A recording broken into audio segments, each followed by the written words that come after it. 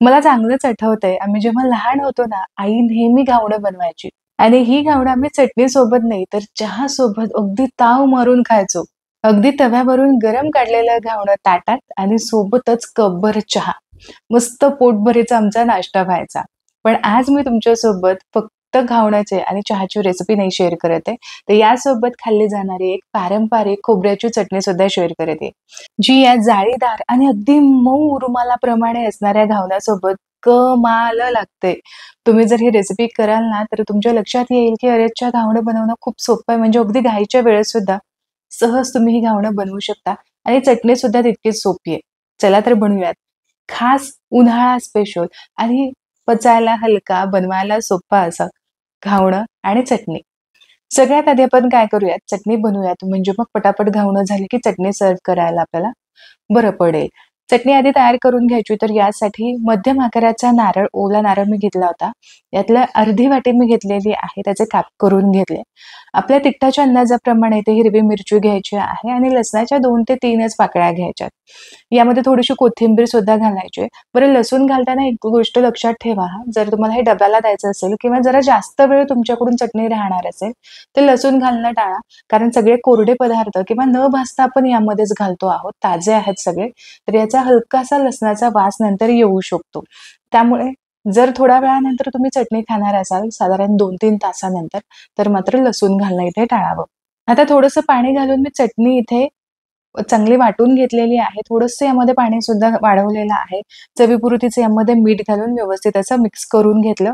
चटणीची consistency तुम्हाला कशी हवी आहे, पातळ, दाटसर यानुसार तुम्ही याची दाटसरपणा ठेवू शकता. आता खमंग असा, साधा सोप्पाच असा वरून याला फोडणी देऊया. तर यासाठी अगदी पळीभर तेल मी गरम करण्यासाठी ठेवलेलं आहे. यामध्ये अर्धा चमचा मोहरी, अर्धा चमचा जिरे आणि पाव चमचा यामध्ये हिंग घालायचा. हिंगाचा ह्या चटणीमध्ये खूप छान सुवास येतो. बेडगी मिरची मी इथं घेतलेली आहे. याचा सुद्धा छान खमंगपणा या फोडणीमध्ये उतरतो. आता तयार झालेली ही गरमागरम फोडणी आपल्याला या चटणीवरती घालायची आणि ही फोडणी व्यवस्थित या चटणीमध्ये मिक्स करून घ्यायची. तयार झाली. अगदी झटपट म्हटलं तर अगदी 5-7 मिनिटात ही चटणी तयार होते. चला, चटणी तर तयार झालेली आहे. आता घावणं कशी बनवायची हे सुद्धा पाहू. तर घावणं बनवणं सुद्धा खूप सोपं आहे. यासाठी मी रात्रीच रेशनचे तांदूळ इथे मी भिजत घातले होते किंवा कुठलेही तुम्ही इडलीला किंवा डोश्याला जो आपण तांदूळ वापरतो, उकडीचा तांदूळ, तो इथे तुम्ही वापरू शकता. तर तांदूळ कमीत कमी एक 7 ते 8 तास चांगले भिजले पाहिजेत. मी इथं रात्रभर हे भिजवून घेतलेत. आधी स्वच्छ पाण्याने चांगले धुवून घ्यायचे 3 ते 4 वेळा. तर या कपाच्या अंदाजानुसार 2 कप भरून मी इथं तांदूळ घेतले होते. तांदूळ इथे चांगले भिजलेले आहेत. यातलं पाणी तुम्ही निथळून घेऊ शकता किंवा झाऱ्याने व्यवस्थित असं पाणी निथळून घ्यायचं आणि आता हे तांदूळ आपल्याला चांगले वाटून घ्यायचेत. तर यासाठी मिक्सरचा मोठा जार मी इथे घेतलेला आहे. यामध्येच आपण तांदूळ निथळून घालूयात आणि थोडंसं यामध्ये पाणी घालायचं. अगदी खूप पाणी घालायचं नाही सुरुवातीला. नंतर आपण पाणी यामध्ये वाढवणारच आहोत. तर सध्याला फक्त एक पाव वाटी भरून मी यामध्ये पाणी घातलेलं असेल. आता या भांड्याचं झाकण लावून घेऊयात आणि छान स्मूथ असं आपल्याला बॅटर तयार करून घ्यायचंय. वाटून घेतलेले तांदूळ आपल्याला मोठ्या भांड्यामध्ये काढून घ्यायचे. तर तुम्ही इथे बघू शकता अगदी बारीक असं मी याची पेस्ट तयार करून घेतलेली आहे. परफेक्ट असं बॅटर तयार झालेलं आहे. तांदूळ भिजवले की छान ते वाटले जातात. फार अशी मेहनत घ्यावी लागत नाही किंवा मिक्सरवरती जास्त फिरवावं सुद्धा लागत नाही. आता तयार केलेल्या बॅटरमध्ये आपल्याला चवीपुरतीचं मीठ घालायचंय. लक्षात घ्या, याच वेळेस आपल्याला मिठाचा अंदाज परफेक्ट असा साधता येतो. पाणी घातल्यानंतर मात्र मिश्रण हे थोडंसं दाटसर होतं, जास्त होतं. यावेळेस मिठाचा अंदाज आपल्याला पटकन सापडत नाही. म्हणूनच मिश्रण जोपर्यंत दाटसर आहे त्या अंदाजानुसारच लगेचच आपल्याला यामध्ये मीठ घालायचंय. आता इतकं घावणं मी आता यावेळेस करणार नाही. तयार केलेल्या मिश्रणामध्ये जवळपास एक 17 ते 18 किंवा 20ही मध्यम आकाराचे पकडले तर 20 एक घावणे होऊ शकतात. पण आता मी एवढे एका वेळेस करणार नाही. म्हणून तयार केलेल्या बॅटरपैकी थोडंसं बॅटर मी काढून घेतलेलं आहे आणि आता यामध्ये भरपूर आपल्याला पाणी घालायचं आणि अगदी दुधाप्रमाणे पातळ हे बॅटर आपल्याला तयार करून घ्यायचंय. तर यासाठी मी सुरुवातीला जो कप तुम्हाला दाखवला या कपाच्या अंदाजानुसार 2 कप भरून मी यामध्ये पाणी घातलंय आणि आता हे मिश्रण तुम्ही बघू शकता भरपूर सरसरीत असं आहे. भरपूर पातळ असं केलेलं आहे. चांगलं ढवळून घ्यायचंय. दरवेळेस आपण जेव्हा घावणं घालतो तव्यावरती त्यावेळेस खालपासून वरपर्यंत व्यवस्थित ढवळून घ्यायचं. आता इथे मी नॉनस्टिक तवा गरम करण्यासाठी ठेवलेला आहे. तवा आपल्याला चांगलाच गरम करून घ्यायचा आहे आणि यावरती खूप तेल लावायचं नाही घावण्यासाठी, अजिबात तेलाची जास्त गरज पडत नाही. थोडंसं तेल मी पुसून घेतलेलं आहे आणि या तेलाचा सगळ्या बाजूने व्यवस्थित धूर यायला हवा इतपत आपल्याला तवा चांगला तापवून घ्यायचा आहे. बऱ्याचदा तवा मधूनच खूप तापला जातो आणि मधूनच डोसा असू देत किंवा मग आंबोळी असू देत किंवा आजची घावणं जी आपण बनवतो ती व्यवस्थित अशी होत नाही, मध्ये करपतात, साईडला मात्र कच्चीच राहतात. म्हणून तवा अशा पद्धतीने सगळ्या बाजूने व्यवस्थित कडेला सुद्धा तापवून घ्यायचा आहे. आता तवा तापून झाला की पुन्हा एकदा आपल्याला हे जे मिश्रण आहे ते चांगलं वर-खाली करून घ्यायचंय आणि आता यावेळेस गॅसची फ्लेम मीडियम टू हाय वरती तुम्ही ठेवू शकता आणि छान घावणं यावरती घालून घ्यायचंय. तर तुम्ही इथे बघू शकता परफेक्ट घावणं इथे घातलं जात आहे. छान जाळी सुद्धा पडतीये. घावणं घालून झालं की गॅसची फ्लेम तुम्ही हाय करू शकता. हाय फ्लेमवरती सुद्धा घावणं व्यवस्थित होतात आणि पटापट सुद्धा होतात. तिथे मिश्रण तव्यावरती घालून झालेलं आहे. सुरुवातीला आपण ना कडक घावणं कसं बनवायचं हे पाहणार आहोत. तर तुम्हाला कडक किंवा कुरकुरीत घावणं हवं असेल ना, तर थोडासा तेलाचा वापर जास्त करायचा.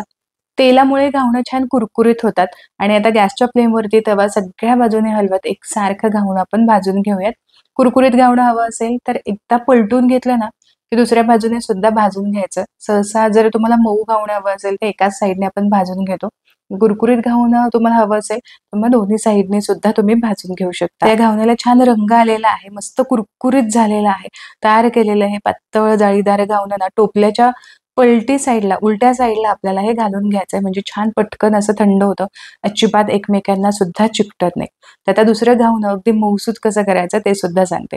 तर फार तेल लावायचं नाही. पुन्हा तेल थोडंसं आपल्याला तव्याला पुसून घ्यायचं आहे आणि यावरती सगळ्या बाजूने एकसारखं असं घावणं घालायचंय. छान इथं पातळ अशी घावणी घातली जात आहेत. पण जर तुम्हाला थोडंसं जाडसर घालायचं असेल ना, आता मला इथे प्रॅक्टिस आहे त्यामुळे मी छान पातळ इथे घालू शकते किंवा तवा तुमचा व्यवस्थित शिजून झालेला नसेल तर थोडंसं जाडसर तुम्ही घावणं घालू शकता. जितकी पातळ घालाल तितकीच खायला सुद्धा मजा येते. आता पातळ असून सुद्धा इतकी मऊसूत ही घावणं होतात ना आणि अजिबात चिकट होत नाही. बऱ्याचदा असं घावणं तुम्ही एकावरती एक घातलं की ते मोडली जातात, तुटली जातात, चिकटतात एकमेकांना. तर ही घावणं अजिबात इथे असं होत नाहीत. गॅसची फ्लेम मीडियम टू हाय वरती ठेवली. लगेचच यावरती साधारण अर्धा ते 1 मिनिटांसाठी झाकण ठेवलेलं आहे. झाकण काढायचं आणि सगळ्या साईडला आधीप्रमाणेच हे घावण सुद्धा चांगलं भाजून घ्यायचं आहे. आता जेव्हा आपण सॉफ्ट घावण करतो ना त्यावेळेस अजिबात याला रंग यायची वाट पाहायची नाही. हलकासा यावरती खालच्या बाजूने तांबूस असा रंग आला की लगेचच हे घावणं आपल्याला तव्यामधून काढून घ्यायचंय. कदाचित पहिल्या घावण्याचा तुम्हाला अंदाज येणार नाही, पण एखादं दुसरं घावण झालं ना, की मस्त तवा सुद्धा रुळला जातो आणि एक आपल्याला अंदाज सुद्धा येतो. तर सुरुवातीला टोपलीवरती घातलेल्या घावण्याची कढी घालून घ्यायची आणि दुसरं घावण अलगद यावरती सुद्धा घालायचंय. ते थोडंसं थंड करून घ्यायचं. यामधली वाफ जी आहे ती जाऊ द्यायची.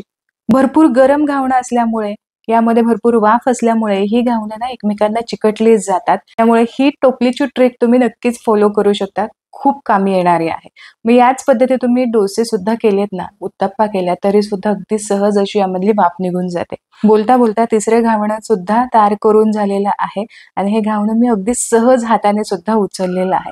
एक हातावरती रुळला ना, तवा रुळला, एक अंदाज आला की अगदी परफेक्ट घावणं अगदी पटापट होतात. एक घावणं मिळवायला 2 मिनिटापेक्षा जास्त वेळ लागत नाही. तव्यावरचं दुसरं घावण शेकेपर्यंत ना आधीचं घावण बऱ्यापैकी थंड होतं.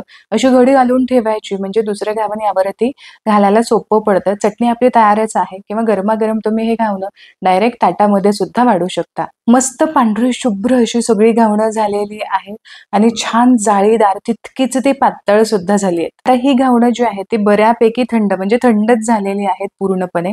तुम्ही ही घावणं डब्याला सुद्धा देऊ शकता. अशी टोपलीवरती घावणं काढली ना तर ती अजिबात एकमेकांना चिकटत नाही. आहे अशी ओपन होतात आणि अगदी रुमालाप्रमाणे मऊ सॉफ्ट अशी असतात. तुम्ही कितीही याला दुमडलत, कितीही याला फोल्ड केलं तरीही एकमेकांना चिकटत नाहीत. तर बघा जाळीदार हे घावणं हातावरती कितीही फोल्ड मी केलं, अगदी याचा गोळा करून घेतला तरी सुद्धा आहे असं घावण ह्याचं ओपन होतंय. मस्त हे घावण झालेलं आहे. अजिबात चिकट झालेलं नाही. तितकंच हे चटणीसोबत स्वादिष्ट सुद्धा लागतं. तर आशा करते आजची ही रेसिपी तुम्हाला आवडली असेल. रेसिपी आवडली तर जरूर ट्राय करून पहा आणि व्हिडिओला लाईक जरूर करा. आजची ही रेसिपी तुम्हाला आवडली असेल तर तुमच्या मित्र आणि परिवारामध्ये नक्की शेअर करा. पुन्हा भेटूया अशाच एका खमंग रेसिपी सोबत. तोपर्यंत स्वस्त राहा आणि मस्त मस्त खात राहा.